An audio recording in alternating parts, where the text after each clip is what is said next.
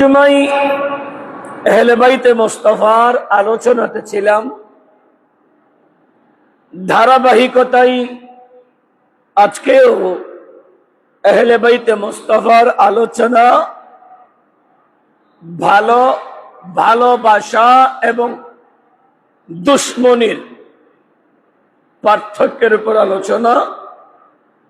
আমার নবী সাহেবে লাউলাক সাল্লাল্লাহু তাআলা আলাইহি ওয়াসাল্লাম ইরশাদ করছেন, আমার নবী বলছেন, সাইয়্যিদনা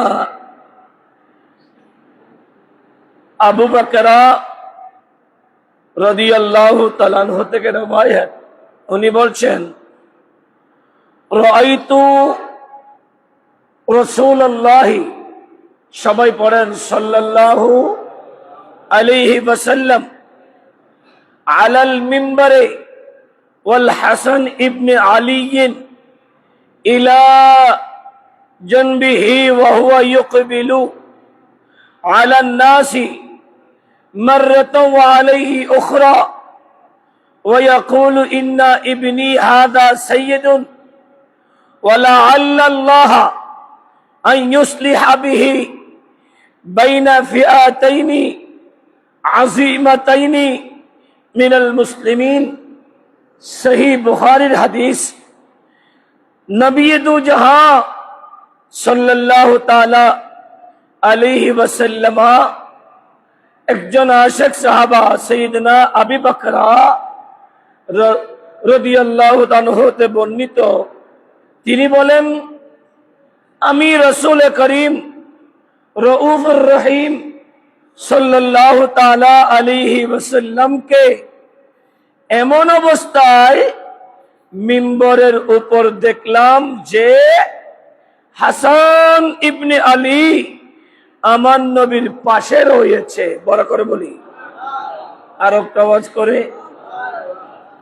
এবং আমার নবী শামসুদ দুহা সাল্লাল্লাহু আলাইহি ওয়াসাল্লাম একবার মানুষের দিকে তাকাচ্ছেন, আবার ইমামে হাসানের দিকে তাকাচ্ছেন, এবং আমার নবী বলছেন, নিশ্চয়ই আমার এই দহিত্র, আমার এই নাতি, আমার এই পুত্র সৈয়দ এবং ধৈর্যশীল তথা কঠিন মুসিবতে যার কাছে সবরের পাহাড় আছে, আমার এই পুত্র ধৈর্যশীল সৈয়দ, আশা করা যায় রব্বে করিম তার দ্বারা মুসলমানদের দুটি বিরাট দলের মাঝে সমঝোতা করিয়ে দেবেন। বড় করে বলি। এজন্য কোরআনুল কারীমের আমি গত জুমায় আলোচনায় ছিলাম, মাসালু নূরিহি কামিশকাত, হে মেহবুবে মুস্তাফা, আমি আপনাকে একটা চেরাগ দিয়েছি, সেই চেরাগ আপনার বেটি ফাতেমা বিনতে রাসূল, ফিহা মিসবাহ, সেই চেরাগের বতি সলিতা আপনার নাতি ইমাম হাসান। সলিতা কাকে বলা হয়? বতি কাকে বলা হয়? নিজে তেলে ভিজে নিজেকে তৈলাক্ত করে নিজে জ্বলে আরেকজনকে জ্বালিয়ে আলো দেওয়া। নিজে জ্বলবে, নিজের জ্বলে আরেকজনকে আলো দেওয়া। তো ইমাম হাসান, আমার নবী বলছেন, আমার এই হাসান আমার উম্মতের ভিতরে দুইটা বিশাল দল, দুই দলের সমঝোতাকারী। বড় করে বলি, আর একটু বড় করে। প্রিয় হাজরিন, আমার নবী আরো বলছেন, সাইয়্যিদুনা জুমায়া ইবনে উমাইর রাদিয়াল্লাহু তাআলা আনহু থেকে রওয়ায়াত, তিনি বলছেন, ক্বালা দাখালতু মা আম্মতি আলা আয়েশা রাদিয়াল্লাহু তাআলা আনহা ফাসালতু আইয়ুন নাস কানা আহাব্বা ইলা রাসূলিল্লাহ সাল্লাল্লাহু আলাইহি ওয়াসাল্লাম, ক্বালাত ফাতিমাতু ফাকিলা মিনার রিজাল ক্বালাত যাওজুহা। সহিহ তিরমিজির হাদিস। আমার নবী শামসুদ্দোহা সাল্লাল্লাহু তাআলা আলাইহি ওয়াসাল্লাম একজন আশিক হযরতে জুমাই ইবনে উমাইর হতে বর্ণিত, তিনি বলেন, আমি আমার ফুফুর সাথে আম্মাজান আয়েশা সিদ্দিকা রাদিয়াল্লাহু তাআলা আনহার নিকট গেলাম। অতঃপর আমি জিজ্ঞাসা করলাম, হে উম্মুল মুমিনিন আয়েশা সিদ্দিকা আম্মাজান, রাসূল করিম রউফুর রহিম সাল্লাল্লাহু তাআলা আলাইহি ওয়াসাল্লামের নিকট কোন মানুষটি সর্বাধিক প্রিয় ছিল? উত্তরে আমার নবী বলছেন, আমার নবীর বেটি ফাতিমা বিনতে রাসূল সাল্লাল্লাহু আলাইহি ওয়াসাল্লাম। বড় করে বলি এরা হাজরিন। অতঃপর জিজ্ঞেস করা হলো, পুরুষদের মধ্যে কে?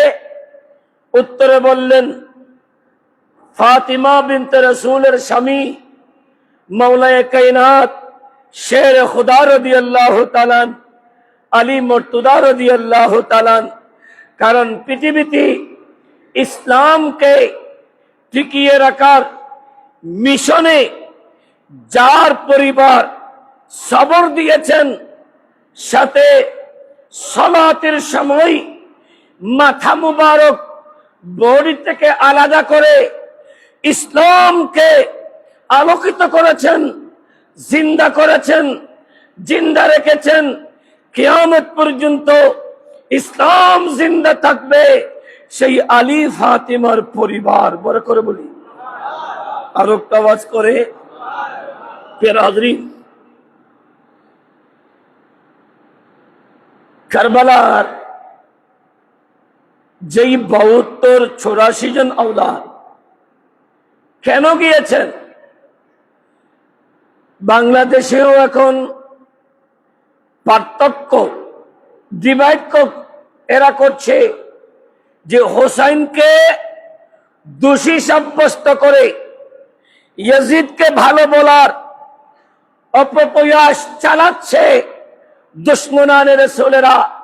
মিম্বরে বসে ইয়াজিদকে আমিরুল মুমিনিন বলছে, ইয়াজিদকে তাহাজ্জুদ গুজারি বলছে। এরা কারা? যারা আহলে বাইতে মুস্তাফা। একটিবার নিজেদের বিবেকের কাছে প্রশ্ন করেন তো, যুদ্ধে যদি যাওয়ার নিয়ত হয়, যুদ্ধে যাওয়ার সময় কোন বাবা তার ছোট মাসুম বাচ্চাকে সাথে নিয়ে যায়? আপনাদের এখানে নিয়ে যাবে? ছোট বাচ্চাকে তাদের বিবিদেরকে নিয়ে যাওয়া হবে।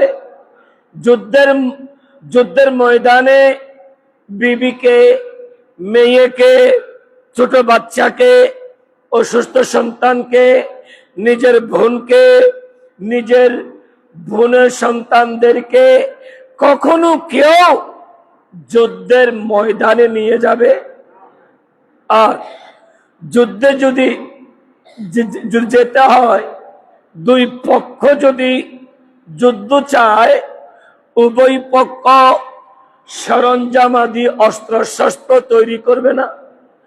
একটা যুদ্ধে যেতে হলে অস্ত্র তো লাগবেই, তীরন্দাজ তো হতে হবে, অশ্বরোহিত হতে হবে, উটওয়ালা তো হতে হবে। কিন্তু ৬১ হিজরি ইতিহাস বলছে, ইমামে আলী মাকামের কাছে ইমামে পাক তো যায়নি। সাহাবী রাসূল আব্দুল্লাহ ইবনে জুবাইর রাদিয়াল্লাহু তাআলা, সাহাবী রাসূল যখন বলছে, আই ইমাম আলী মাকাম, কুফার মানুষ ভালো না, কুফার মানুষ বিয়ফা, এরা ওয়াদা রক্ষা করতে পারে না, মুখে বলবে একটা, চরিত্রে আরেকটা, কুফায় যাবেন না। ইমামে আলী মাকাম তখন বলেছিল, যেখানে ইসলামের আলো যায়নি সেখানে গিয়ে ইসলামের আলো দিয়ে সমাজকে আলোকিত করা আহলে বাইতে মুস্তাফার কাজ। বড় করে বলি আর আওয়াজ করে প্রিয় হাজরিন। ইমাম আলী মাকাম সাহাবী কিরাম যখন বলছে, প্রতিনিধি দেন ইমাম মুসলিম ইবনে আকিলকে কুফা প্রতিনিধি করে যখন পাঠানো হলো, ইমাম মুসলিমের 2 বাচ্চা সহকারে ইমাম ইব্রাহিম এবং ইমামে মুহাম্মদকে নিয়ে উনি যখন কুফার পরিবেশ 12 দিনে 7 দিনে 12 দিনে 18 দিনে প্রায় 18,000 22,000 40,000 কুফি যখন বায়াত হোসাইন ইমাম মুসলিম ইবনে আকিলের হাতে হলো, তখন ইমামে আলী মাকাম ইমাম মুসলিম ইবনে আকিল একটা চিঠি লিখেছে। এখন তো মোবাইলের যুগ, এখন চিঠি লিখলে সেকেন্ডের ভিতরে আমেরিকা চলে যাচ্ছে, যেখানে পাঠানো হয় সেখানে যাচ্ছে। ওই সময় এটা ছিল না, ওই সময় ঘোড়ায় করে উঠে করে যাওয়া হতো। চিঠি লিখলেন, চিঠি লিখে ইমাম আলী মাকামকে বলছে, আই হুসাইন, কুফার পরিবেশ আমাদের অনুকূলে, আমাদের পক্ষে, মানুষ আপনার দিবানা, ইমাম হাসান মুজতাবার দিবানা, মাওলায়ে কায়নাতের পরওয়ানা, আপনি আসতে থাকেন, আপনি চলে আসুন। এরা 1200 চিঠি লিখেছে, 150 চিঠি লিখেছে, 500 চিঠি লিখেছে। এতগুলা চিঠির সব কিছু দেখে ইমাম আলী মাকাম কুফার দিকে রওনা হবে। চিঠি লিখেছেন ভাই, অন্যদিকে ইয়াজিদি দূষররা, কারণ পৃথিবীতে মুসলমানদের ইমানের ইসলামের উপরে ক্ষতিকারক একটা সম্প্রদায়, যাকে বাংলাতে বলা হয় মির্জাফর, যাদেরকে বলা হয় মুনাফিক, এরাই ইসলামের সবচেয়ে বেশি ক্ষতি করেছে। বড় করে বলি নাউজুবিল্লাহ, আর একটা আওয়াজ করে। প্রিয় হাজরিন, ইয়াজিদের কাছে মুনাফিকরা চিঠি লিখেছে, ইমাম মুসলিমের কারণে, তোমার গভর্নর নোমান বিন বশিরের আন্তরিকতার কারণে ইমাম মুসলিম ইবনে আকিল কুফার পরিবেশ ইমাম হোসাইনের দিকে নিয়ে গেছে। ইমাম হোসাইনের পক্ষে দিন বদিন মানুষ বাড়তি আছে। কালকে 12,000, আজকে 16,000, এভাবে হতে আছে। যদি ইমাম হোসাইন যদি একবার কুফায় এসে যায়, কুফার সবকিছু তোমার হাতছাড়া হবে, মক্কা মদিনা হাতছাড়া হবে, বসরা হাতছাড়া হবে, দামেস্ক তোমার হাতছাড়া হবে। তুমি যে আশা নিয়ে আছো সেই আশা পূর্ণ হবে না, ব্যর্থ হবে। এখনই সুবর্ণ সুযোগ, তুমি কোনো একটা ব্যবস্থা করো। ইয়াজিদও ঘুম থেকে উঠলো, কারণ ইয়াজিদ ছিল মদদি, শরাবি, কাবাবি, জানাহর, কওমে লূত। ইয়াজিদ পৃথিবীতে এমন কিছু কাজ ওপেন করেছে, কোরআন বলছে, হাদিসে পাক আমার নবী বলছেন, ও আহাল্লা হালালাহু ওয়া হারামা হারামাহু, হালালকে হালাল জানা, হারামকে হারাম মানা। এটা হলো ইমানদারের বৈশিষ্ট্য। বড় করে বলি, আপনি কাউকে ডাইরেক্ট, কোন মুসলমানকে ডাইরেক্ট কাফের বলতে পারবেন না। যদি ঈমান থাকে, ঈমানওয়ালাদেরকে কাফের বলা যায় না। এরা কবিরা গুনার অনুসারী হয়, কিন্তু যখন সেই ঈমান আর কুফরকে একসাথে মিলায়, তখন তাকে বলা হয় সাথে সাথে কাফের। বড় করে বলি নাউজুবিল্লাহ। ইয়াজিদ কোরআন যেগুলাকে হালাল করেছে, ইয়াজিদ এগুলাকে হারাম করেছে। কোরআন সুন্নাহ যেগুলাকে হারাম করেছে, ইয়াজিদ এগুলাকে হালাল ঘোষণা করেছে। ইয়াজিদ বলে, এলাকাতে কোন যুবক যদি কোনো সুন্দরী নারীকে বিয়ে করতে চায়, সুন্দরী নারীকে বিয়ে করতে চায়, এলাকাতে যদি সেই রকম সুন্দরী নারী না থাকলে নিজের ঘরে নিজের বোন, নিজের রক্তের বোন যদি সুন্দরী হয়, আমি ইয়াজিদ অনুমতি দিচ্ছি সে তার নিজের বোনকে শাদী করতে পারবে। একটু আস্তে করে বলেন, আপনারা কি আপনাদের বোনকে বিবাহ করতে পারবেন? তো ইয়াজিদ যেটাকে হালাল বলেছে, এটা কবিরা গুনার সাথে সাথে কোরআনের বিপরীত যখন করেছে, ঈমানের বিপরীত যখন করেছে, ইয়াজিদ কাফের। এজন্য সবাইকে এক বাক্যে বলতে হবে নাউজুবিল্লাহ। আর একটা আওয়াজ করে বলতে হবে নাউজুবিল্লাহ। ইয়াজিদ সে বলছে, শরাব কোরআন যদি হারাম করে, আমি ইয়াজিদ আজ থেকে শরাবকে হালাল ঘোষণা করলাম, হালাল করে দিলাম। যে ব্যক্তি মদকে হালাল বলবে, মদ এমনিতে রাখা যায়, কিন্তু কেউ যদি মদ এমনিতে খাবে কবিরা গুনাহ করবে।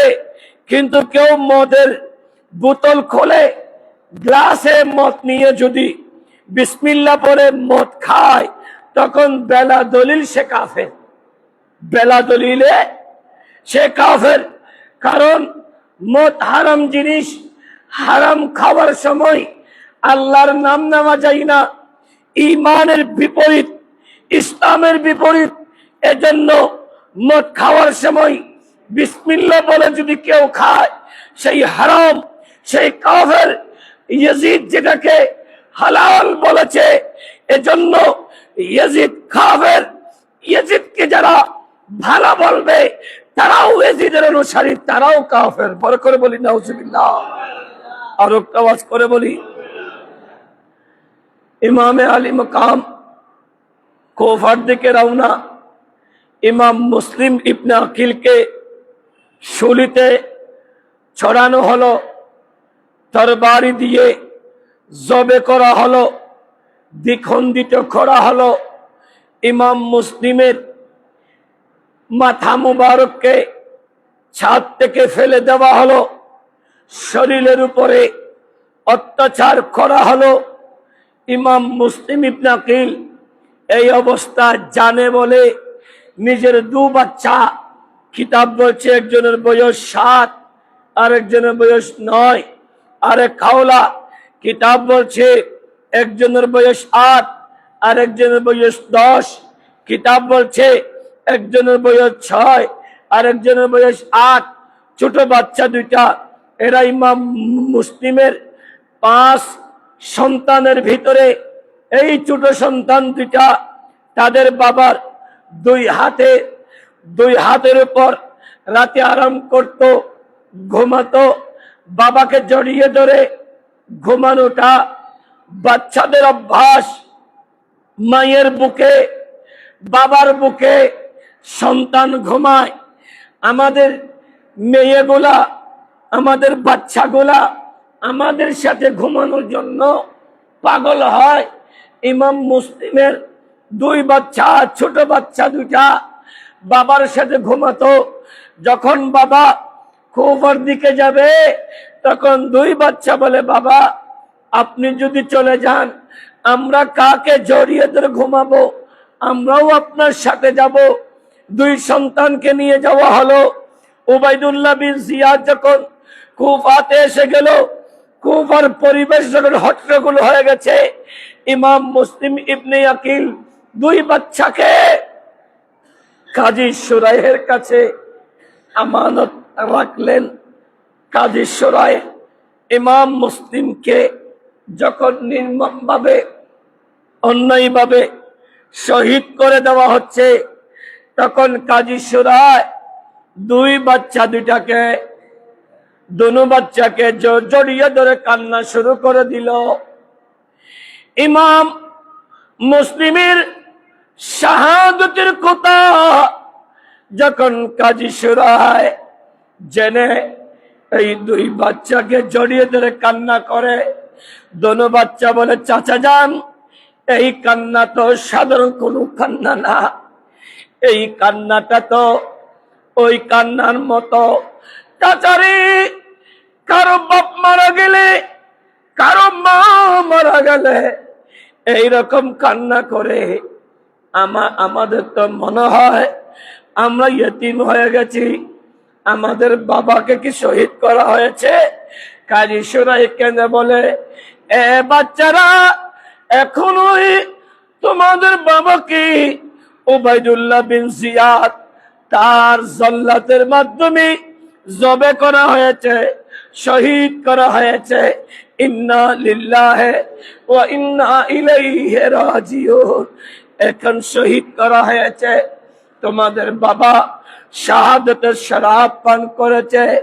কাজী সুরাই একটা আংটি বের করে তার ছেলে কাজী আসাদকে বলে, এ বাছা, এই আংটিটা নিয়ে যাও, একটা কাফেলা মদিনামুখী রওনা হয়েছে, ওই কাফেলাকে এই আংটিটা দিবে এবং বলবে, এই মাসুমি কারবালা এই দুই ছোট বাচ্চা দুইটাকে যেন মদিনাতে পৌঁছিয়ে দে। আর একটু আওয়াজ করে, আর একটু। এর হাজরিন, দুনো বাচ্চা সারাটা রাত কাফেলা দেখেছে। কাফেলা ধরার জন্য দৌড়তে দৌড়তে পায়ের স্যান্ডেল ক্ষয় গেছে, কাফেলা ধরতে পারেনি, কাফেলায় পৌঁছতে পারেনি, কাফেলায় যাওয়া সম্ভব হয়নি। সকাল হয়ে গেছে। ইমাম মুসলিমের দুই বাচ্চা পায়ে আঘাত পেয়েছে, কাফেলা হারিয়ে ফেলেছে। একটা কূপের পাশে দুনো ভাই জড়িয়ে ধরে কান্না করছে। আর হারেসের দাসী পানিয়া আনতে এসে বাচ্চার কান্না শুনে দুনো বাচ্চাকে হারেসের বিবির কাছে নিয়ে গেছে। হারেসের বিবি আওলাদে সাদাত, তাদের আব্বার শাহাদাতের খবর শুনে মর্মাহত হয়ে দুই বাচ্চাকে গোসল করিয়ে নতুন পোশাক পরিয়ে খাবার খাওয়ানোর পরে একটা স্পেশাল কক্ষে আরাম করতে দিলেন। হারেস রাতে আসতে দেরি হওয়ায় হারেসকে বিবি বসিয়ে খাবার দিয়ে বলে, স্বামী, আজকাল তুমি ঘরে আসতে দেরি করো, কারণটা কি? আসতে দেরি করছো কেন? হারেস বলে ওঠে, আই বিবি, আমাদের গরিবী হালত একেবারে চলে যাবে। আমি একটা কাজে বের হয়েছি। উবাইদুল্লাহ বিন জিয়াদ হুকুম দিয়েছে, ইমাম মুসলিমের দুই বাচ্চা, ছোট বাচ্চা দুটাকে যদি ধরে দিতে পারি, তাদের মাথা দুটো যদি উবাইদুল্লাহ বিন জিয়াদের কাছে দিতে পারি, পুরস্কৃত করবে, বিশাল অর্থ দেবে, পুরস্কার দিবে। আমি এই দুই বাচ্চার খোঁজে বের হয়েছি। বিবি বই পেয়ে যায়। বিবি বলে, হায় রে, আমি তো জানতাম না আমার স্বামী আওলাদে সাদাদের দুশ্মন, দুশ্মনে রসুল, দুশ্মনে আহলে বাইত। আমি তো জানতাম না। আরে আমার ঘরে তো ওই দুই বাচ্চা আছে, যেই কোনো উপায় আমার স্বামীকে ঘুম পাড়াতে হবে। সকাল হলে এই দুই বাচ্চাকে এখান থেকে বের করে দেব, যাতে তারা জানে বাঁচতে পারে। বিবি তাড়াহুড়ো করে স্বামীকে খাওয়ানোর পরে স্বামীকে শোয়াই দিলে স্বামীর অন্তরে ভয় এসে যায়।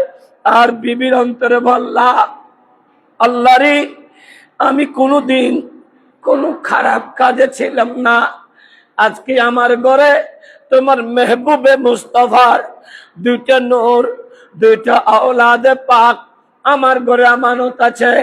আল্লাহ, তুমি সকাল পর্যন্ত সুযোগ দাও, এই দুই বাচ্চাকে আমি যেন পাঠিয়ে দিতে পারি। এইভাবে বিবি রবের কাছে ফরিয়াদ করছে, স্বামীকে ঘুমাচ্ছে। অন্যদিকে ইমাম মুসলিমের দুই ছেলে রাতের বেলা শোয়ার সময় বড় ভাই স্বপ্ন দেখে আমার নবী শামসুদ্দোহা সাল্লাল্লাহু তাআলা আলাইহি ওয়াসাল্লাম হাউজে কাউসারের পারে দাঁড়ানো। আমার নবীর সামনে ইমাম মুসলিম ইবনে আকিল রাদিয়াল্লাহু তাআলা আমার নবীর সামনে গেলে আমার নবীকে সালাম দিলে আমার নবী জিজ্ঞেস করে, ও মুসলিম, তুমি এসেছো, তোমার দুই সন্তানকে রেখে আসছো কেন? এদেরকে নিয়ে আসো নাই কেন? ওই সময় ইমাম মুসলিম বলে, ইয়া রাসূলুল্লাহ, একটু পরে আমার দুই সন্তানও আপনি নবীর সামনে এসে যাবে, এরাও শাহাদাতের শরাব পান করবে, এরা চলে আসবে। এই স্বপ্ন দেখি হাওমাও করে কান্না করে উঠলি, এক ভাই আরেক ভাইকে জড়িয়ে ধরে কান্না করলে হারেসের ঘুম ভেঙে যায়। হারেস বলে, বিবিরে, আমাদের ঘরে ছোট বাচ্চার কান্না থেকে বিবি অনেক করে বোঝাতে চায় আমাদের ঘরে কোনো বাচ্চা নাই, বাহিরের কান্নার আওয়াজ। হারেস মানে না। ওই স্পেশাল কক্ষের দরওয়াজা ভেঙে ঢুকে যখন গেছে, দেখে চাঁদের চেয়েও সুন্দর দুইজন আওলাদি সাদাত একজন আরেকজনকে জড়াই ধরে কান্না করতেছে। প্রিয় হাজরিন, দুই ভাই একজন আরেকজনকে জড়িয়ে ধরে যখন কান্না করছে, হারেস দোনো ভাইকে মাথা ধরে টেনে টেনে নদীর পাড়ে নিয়ে বলে, দুইজনের মধ্যে কে আগে জবে হবে বলো? বড় ভাই বলে, হারেস, আমরা তো এখানে কিছু করতে আসিনি, আমাদের বাবার সাথে এসেছি। আমাদের বাবাকে শহীদ করা হয়েছে, আমাদেরকে ছেড়ে দাও, আমরা আর কোনোদিন এখানে আসবো না, আমরা চলে যাব। বলে, ওটা তো হয় না, আমার তোমাদেরকে নিয়ে তোমাদের মাথা দুটো দিতে পারলে পুরস্কৃত করা হবে, আমার ওটা দরকার। কে আগে হবে বলো? বড় ভাই বলে, যখন তোমাকে জবে করতে হবে, একটি কাজ করো, আগে আমাকে করো, কারণ আমি তো বড়, আমার চোখের সামনে আমার ছোট ভাইকে জবে করতে গেলে আমার সহ্য হবে না, আমার মায়ের কাছে জবাব দিতে পারবো না, আমার বাবার কাছে বলতে পারবো না, তখন আমি কি বলবো? আগে আমাকে জবে করে দাও। ছোট ভাই বলে, খবরদার, এ হারেস, বাপ মা না থাকলে বড় ভাই নাকি বাবা হয়?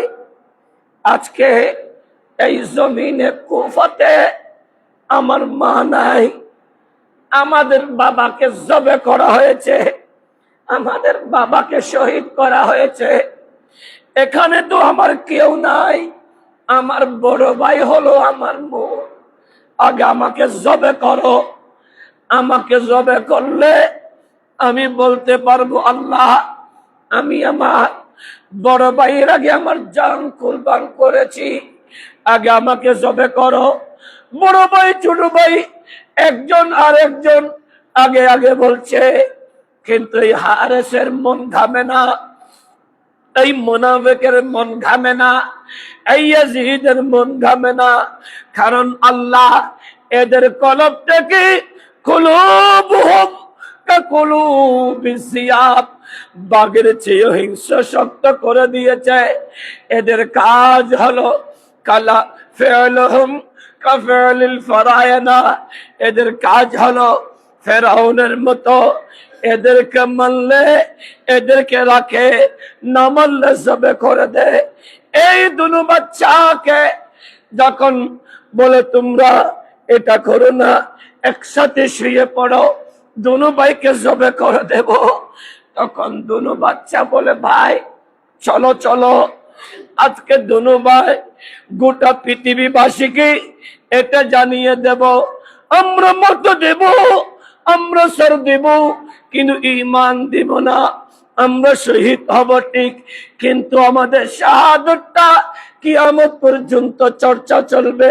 আসর সিজদাই চলে যায়, দুনো ভাই সিজদাতে যাব, সুবহানা রাব্বিয়াল আলা, তারিফ করব আল্লাহর, জবে হব আল্লাহর জন্য। এটার বিনিময়ে কাল কিয়ামতের ময়দানে মদিনাওয়ালা রাসূল আর উম্মতদেরকে জাহান্নামী থেকে জান্নাতি বানাবে। এর হাজরিন, মাইকের আওয়াজ একটু বাড়ানো যায় না? বাস পেরা হাজরিন, ইমাম আলী মকাম ইমাম মুসলিমের দুই বাচ্চাকে নির্মমভাবে শহীদ করা হলো। ইমাম মুসলিম শহীদ, ইমাম মুসলিমের দুই বাচ্চাকে শহীদ। ইমাম আলী মকাম হুসাইন কারবালা ফুরাতের পারে আসলেন, খবর এসে গেছে। কারণ ইমাম মুসলিম ইবনে আকিল শাহাদাতের সময় উনি দেখে 22,000 সবাই দাঁড়িয়ে, তো উনি জানেরা বিওফা, এদের কাছে আর কিছু বলেন নাই। বাতাসকে বলে, এ বাতাস, আমি ইমাম মুসলিম নাকিল আমার ভাইকে আসার চিঠি লিখেছি, আজ আমার এই করুণ পরিণতি, আমি আজ শাহাদাত শরম পার করব। এ বাতাস, পৃথিবীর সময় বিয়োগ করলেও তুমি বাতাস আল্লাহর হুকুমে প্রবাহিত হও, তুমি বিয়োগ করব না। তুমি বাতাস আজ আমি ইমাম মুসলিমের এই কঠিন করুণ ওয়াকিয়া আমার ভাইকে জানিয়ে দেবে। ইমাম মুসলিম ফোরাতের পারে যখন জানতে পারেছে, বলে তাবু গাড়ো, কিতাব শামে কারবালা, খুতবাতে মুহররম, তাবু গাড়তে গেলেন। যখন তাবু কারের যখন নিচে গর্ত করার জন্য কুফতে দেখে তরু তাজা রক্ত বের হচ্ছে, বলে এই জমিনের নামটা কি? বলা হলো তফ অথবা কারবালা। বলে আয় হায়, বুঝে গেছি, এটাই তো শেষ ঠিকানা।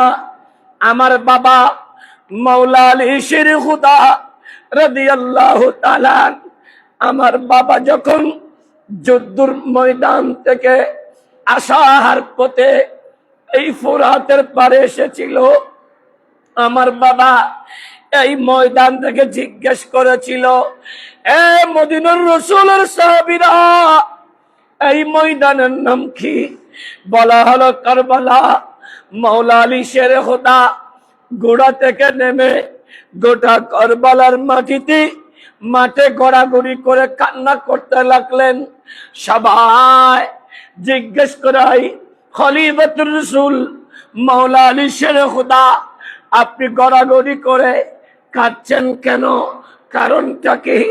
বলে আমি আমার নবীকে বলতে শুনেছি, এই জমিনে আমার কলিজার টুকরা আমার আওলাদদেরকে নির্মম ভাবে শহীদ করা হবে, আমার আওলাদকে শহীদ করা হবে, এই জমিনটা রক্তের নহর হবে, এটাই কারবালা।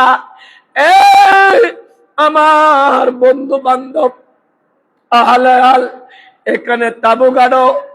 3 দিন যখন ওখানে অবস্থান হলো, তৃতীয় দিন অর্থাৎ মুহররমের 3 দিন আগে ইয়াজিদিরা প্রথমে 4000, পরে 22,000 সৈন্য পাঠিয়ে এলান করে দিল, বলে কুফার ফুরাতের পানি পৃথিবীর সবাই খেতে পারবে, সব মানুষের জন্য ওপেন আছে, সব পশু পাখি, গরু ছাগল, উট বকরি সবাই খেতে পারবে, শুধুমাত্র আহলে বাইত মুস্তাফার জন্য ফুরাতের পানি বন্ধ।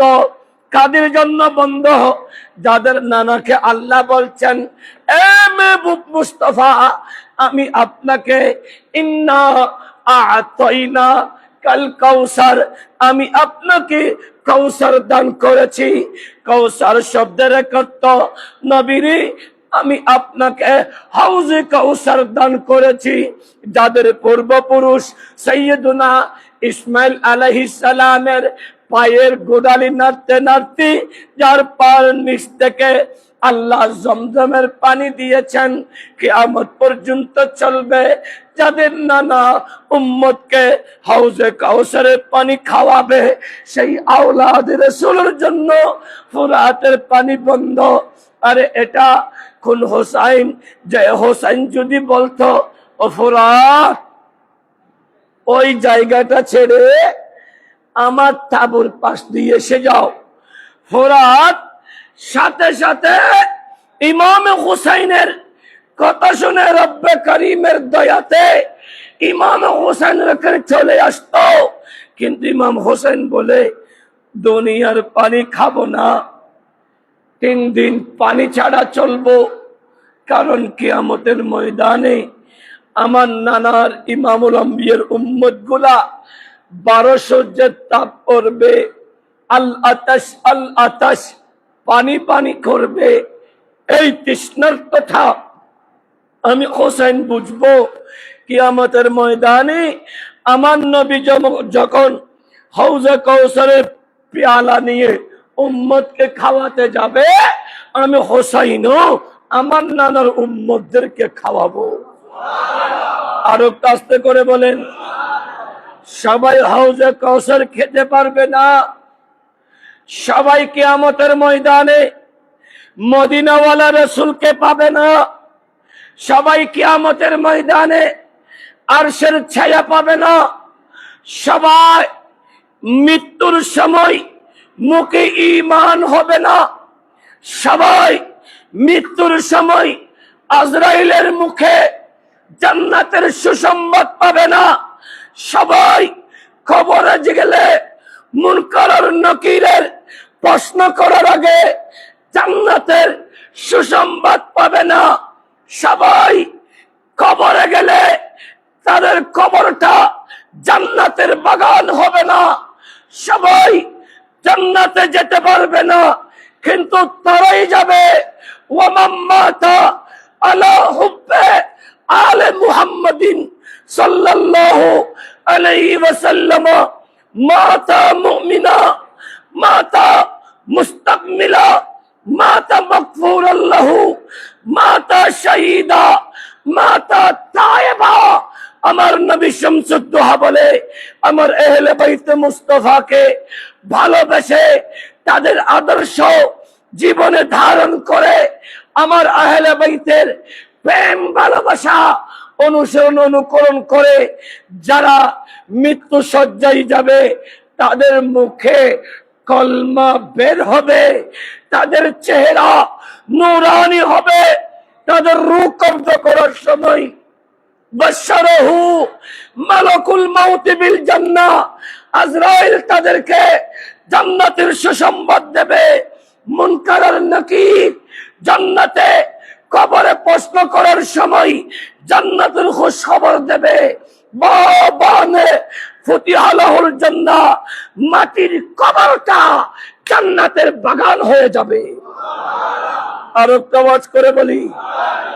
এজন্য আমার নবী শামসুদ্দোহা সাল্লাল্লাহু তাআলা আলাইহি ওয়াসাল্লাম হাদিসে পাকের মধ্যে বলছেন, আমার বেটি ফাতেমা, আম্মাজান আয়েশা সিদ্দিকা বলেন, আমার নবীর কাছে বেশি প্রিয় হলো ফাতেমা, পুরুষদের মধ্যে বেশি প্রিয় হলো আলী। আর আমার নবী ওই নবী যেই নবী সাহাবী কিরামদেরকে নিয়ে নামাজে দাঁড়ালেন, ছোট নাতি দুটা হাসান আর হোসাইন দুজন পিছন থেকে ঘর থেকে বের হয়ে নবী মুস্তাফার সামনে যেখানে আমার নবী নামাজ পড়াচ্ছেন সেখানে সবাইকে ডিঙ্গিয়ে ডিঙ্গিয়ে এসে আমার নবী যখন সিজদাতে দুনো ভাই আমার নবীর পিঠ মুবারকে উঠে গেছে। আর একটা আওয়াজ করে বলি, আমার নবী শামসুদ্দোহা সাল্লাল্লাহু তাআলা আলাইহি ওয়াসাল্লামের হাদিসে পাক আমার নবী বলেন ক্বালা তারাকতুন নবিয়্যা সাল্লাল্লাহু তাআলা আলাইহি ওয়াসাল্লাম যাত লাইলাতিন ফি বাদিল হাজাতে فخرج النبي صلى الله تعالى عليه وسلم وهو مشتمل على شيء لا أدري ما هو فلما فرغت من حاجتي قلت ما هذا الذي أنت مشتمل عليه فكشفه فإذا الحسن والحسين على ورقيه بركر بولي আরব টাস্তে করে আহারে মুসলমান হারাম কাজে জবানটা বড় হয়, নষ্ট কাজে জবানটা বড় হয়, নেতার জন্য ডাকতে জবানটা বড় হয়। এই যেই জবানটা তোমার না আমার না, যেই জবান যিনি দিয়েছেন তার তারিফ সুবহানাল্লাহ বলতে কষ্ট হচ্ছে, আলহামদুলিল্লাহ বলতে কষ্ট হচ্ছে। আফসোস আবার এই শরীরটা আল্লাহর কাছে জান্নাত খোঁজে, যেই শরীর আল্লাহর, ওই শরীর নিয়ে আল্লাহর তারিফ করতে কষ্ট হয়। ওই শরীর যদি জান্নাত খোঁজে খারাপ লাগে না? যেই এটা আপনার না, এটা আমার রবের। এই চোখ আপনার না, এটা আমার রবের। এই জবান আপনার না, এটা আমার রবের। যতক্ষণ রবের তারিফ করবেন ততক্ষণ রব আপনাকে দয়া করবে, বরকত বলি। এজন্য সবসময় বলি, সব কাজে কথা আসতে বলবেন, জবান ছোট করবেন। চায়ের দোকানে গেলে কথা কম বলবেন, কারণ ওখানে গীবত বের হবে। আড্ডাতে বসলে কথা কম, হাসবেন কম, কারণ হাসতে হাসতে শয়তানি ওয়াসওয়াসায় পড়ে গেলে গুনাহে কবিরা গুনাহ করার সম্ভাবনা। যখন ওই মসজিদে আসবেন, মাহফিলে যাবেন, খানেকাতে যাবেন, ভালো কাজে বসবেন, জবানটা বড় করবেন, রবের তারিফ করবেন, রবের জিকির করবেন। পৃথিবীর কেউ আপনার সাথে যাবে না, কিন্তু আপনার সাথে আপনার রব, আপনার রবের দেওয়া আমলে সালেহাত গুলাই যাবে, বরকত বলি। এর চেয়ে আর কিছু আপনার সাথে যাবে? বলেন যাবে? পৃথিবীতে কোন রেকর্ড আছে আপনি যেই নেতার আদর্শে বড় হয়েছেন সেই নেতা আপনার সাথে যাবে, গিয়েছে, এরকম কোন রেকর্ড আছে? একজন সদস্য মারা গেছে, নেতার ডান হাত বলা হয়, এজন্য নেতা বলে আমার ডান হাত চলে গেছে, আমি থাকবো না, আমিও তার সাথে ঢুকে যাব। এরকম কোন রেকর্ড আছে? বাম হাত চলে গেলে কোন রেকর্ড আছে? বলে ইতরা গিয়ে ভালো ইয়ার দুটো টান, আর দুটো আনবে, আর দুটো আনবে। কিন্তু যারা আহলে বাইতে মুস্তাফার প্রেমে, মুস্তাফার আদর্শ, রব্বে করিমের ভয়ে রবের তারিফ করবে, সবাই চলে যাবে, আল্লাহ এবং রাসূল আপনার সাথে থাকবে। তো যিনি আপনার সাথে থাকবে তাকে ডাকা, তার জিকির করা, এটা আপনার জন্য শোভনীয়। আপনার জবান দিয়ে সেই রবের তারিফ করবেন, কারণ রব যার উপর রাজি হয়, রাদিয়াল্লাহু আনহুম ওয়া রাদওয়ান, যালিকা লিমান খাশিয়া রাব্বা, এটা আল্লাহ বলছেন। এজন্য রবের তারিফে থাকবেন। আলোচনা 24 তারিখে হবে। আমি যেখানে শেষ করছি, সৈয়দনা ইমাম হাসান আর হোসাইনের আলোচনা আগামী 24 তারিখ। কোথায় জানেন? গত জুমা বলেছিলাম আগামী 24 তারিখ আমাদের গাউসিয়া কমিটি বাংলাদেশ, জাহানপুর, জঙ্গলপাড়া জাহানপুর শাখার ব্যবস্থাপনায় বিশাল ৪৪তম শাহাদতে কারবালা মাহফিল। আলহামদুলিল্লাহ, আলহামদুলিল্লাহ, আলহামদুলিল্লাহ। এই মাহফিলে সহযোগিতা করার দরকার আছে না নাই? শুধু কি শারীরিক না আর্থিকভাবে? অর্থ দিতে হবে, তবরুকাত হবে। সব খাবার খাবার না।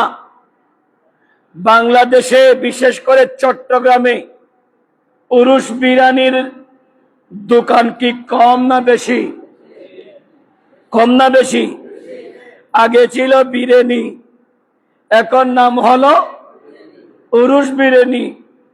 যারা উরুস বিরোধী তাদেরকে দেখি সেখানে গিয়ে গিয়ে ঘুরনি।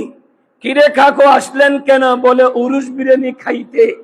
কারণ উরুসে গেলে তো আমাদেরকে অনেক কিছু বলবে, টাকা দিয়ে খাই। তাই বললাম অনেক কিছু কেন বলবে? আপনি যাবেন, বলবেন কি আল্লাহর ওলিরা, আল্লাহর বন্ধু, পৃথিবীর কোন সৃষ্টি আল্লাহর ওলিকে আল্লাহ মনে করে চাই না। আল্লাহর ওলিরা আল্লাহর বন্ধু হিসেবে ওনাদেরকে উসিলা করে চায়।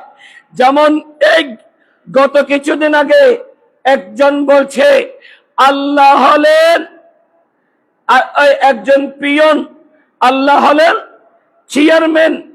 চেয়ারম্যানের কাছে পিয়ন দিয়ে বললে হবে?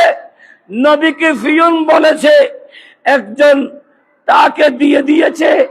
এখন বলতে চাচ্ছি নবী শামসুদ্দোহাকে কেউ যদি পিয়ন বলে, সেই ব্যক্তি কখনো মুমিনদের বন্ধু হতে পারে? যিনি আমার রবকে বাংলাতে চেয়ারম্যান বলে, সেই কখনো মুসলমানদের বন্ধু হতে পারে না। এজন্য সাবলীল ভাষা আমার রব রব্বিল আলামিন, আমাদের নবী রহমাতুল লিল আলামিন।